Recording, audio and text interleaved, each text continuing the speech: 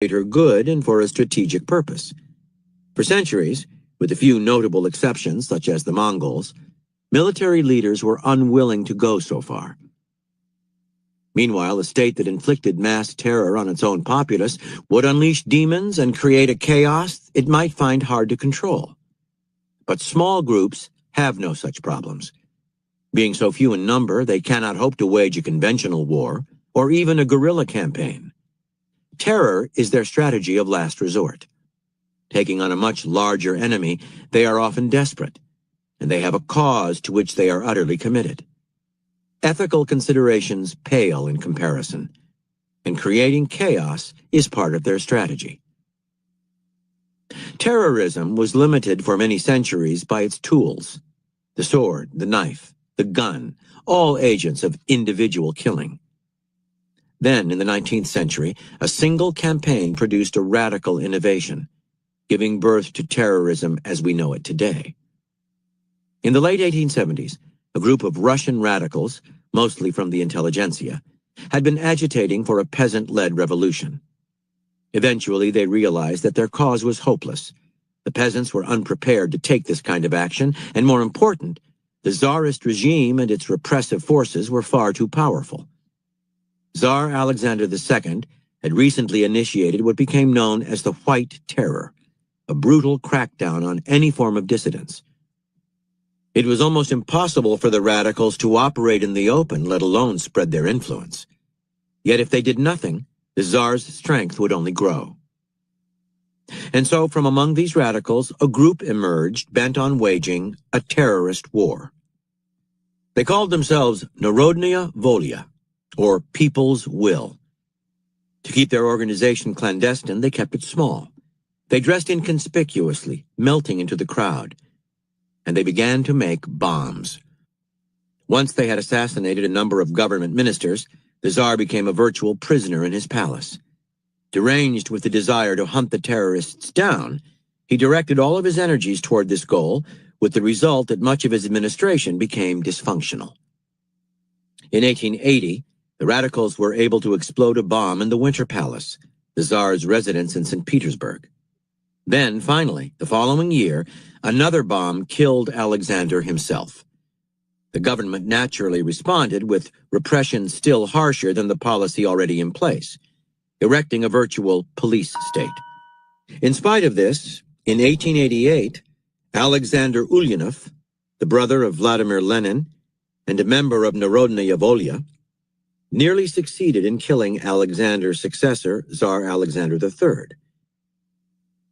The capture and execution of Ulyanov brought the activities of Narodnaya Volya to a close, but the group had already begun to inspire a wave of terrorist strikes internationally, including the anarchist assassination of the American presidents James A. Garfield in 1881 and William McKinley in 1901. And with Narodnaya, all the elements of modern terrorism are in place. The group thought bombs better than guns, being more dramatic and more frightening. They believed that if they killed enough ministers of the government, extending upward to the Tsar himself, the regime would either collapse or go to extremes to try to defend itself. That repressive reaction, though, would in the long run play into the radicals' hands, fomenting a discontent that would eventually spark a revolution. Meanwhile, the bombing campaign would win the group coverage in the press, indirectly publicizing their cause to sympathizers around the world. They called this the propaganda of the deed. Narodnaya Volya aimed principally at the government, but was willing to kill civilians in the process. The fall of the Tsarist government was worth a few lives lost, and in the end the bombs were less deadly than their alternative, which was civil war. At the very least, Narodnaya Volya would show the Russian people that the government was not the untouchable, monolithic power that it had made itself seem. It was vulnerable. The group's members understood that the regime was quite likely to be able to liquidate them in time, but they were willing to die for their cause. Narodnaya Volya saw that it could use one relatively small event, a bomb blast, to set off a chain reaction.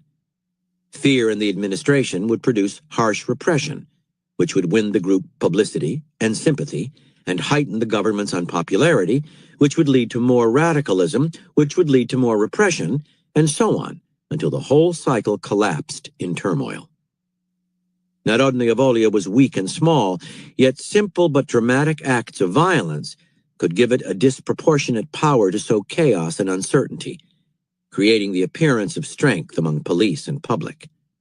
In fact, its smallness and inconspicuousness gave it a tremendous edge.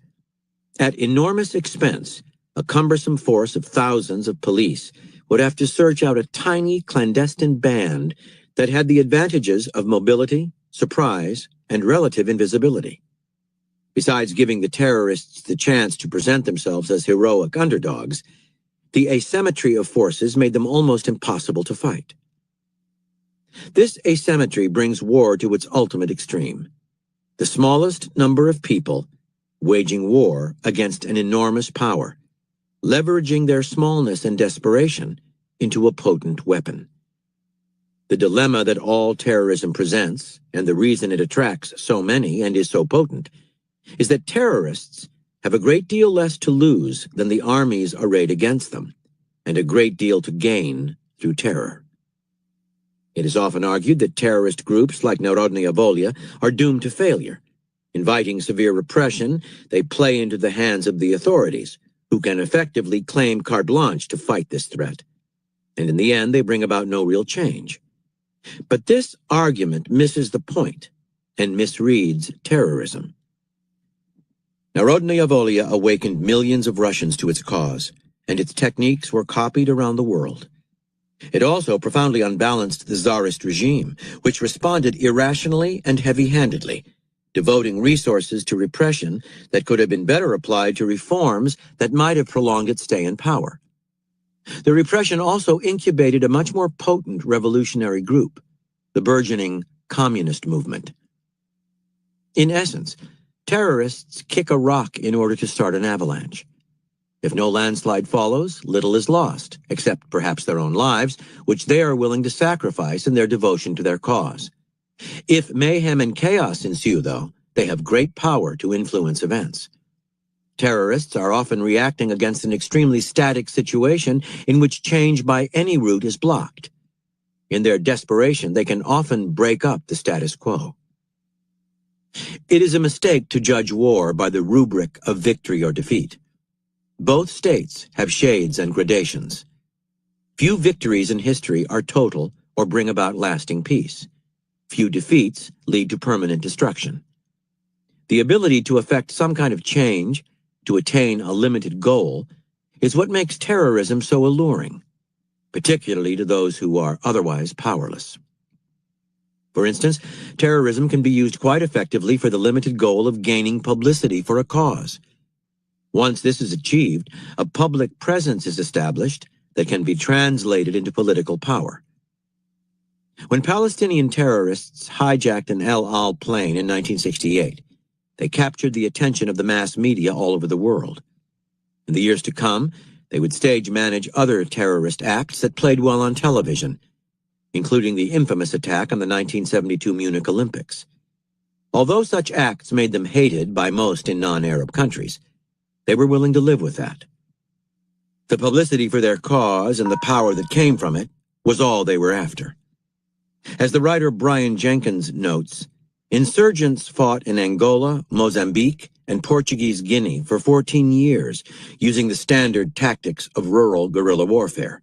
The world hardly noticed their struggle, while an approximately equal number of Palestinian commandos employing terrorist tactics have in a few years become a primary concern to the world. In a world dominated by appearances, in which value is determined by public presence, terrorism can offer a spectacular shortcut to publicity, and terrorists accordingly tailor their violence to the media, particularly television. They make it too gruesome, too compelling to ignore. Reporters and pundits can profess to be shocked and disgusted, but they are helpless. It is their job to spread the news, yet in essence, they are spreading the virus that can only aid the terrorists by giving them such presence.